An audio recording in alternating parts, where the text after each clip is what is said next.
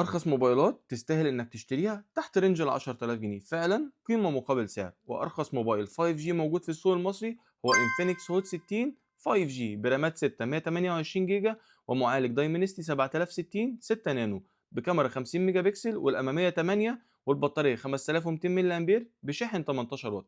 تاني جهاز معانا وده فعلا اللي اتقال عليه قيمة مقابل سعر عشان رامات 8 مساحة 256 بوكو سي 85 بمعالج هيليو جي 81 12 نانو وكاميرا 50 ميجا بكسل والاماميه 8 وبطاريه 6000 ملي امبير وشاحن 33 واط وبيدعم ان اف سي. تالت جهاز معانا هو سامسونج اي 07 8 256 جيجا بمعالج هيليو جي 99 6 نانو وكاميرا 50 ميجا بكسل والاماميه 8 وبطاريه 5000 ملي امبير وشاحن 25 واط. رابع جهاز هو الانفينكس هوت 16 برو شاشة أموليد بمعالج هيليو جي 200 6 نانو والبطارية بتاعته 5160 وشاحن 45 واط يدعم NFC واي ار.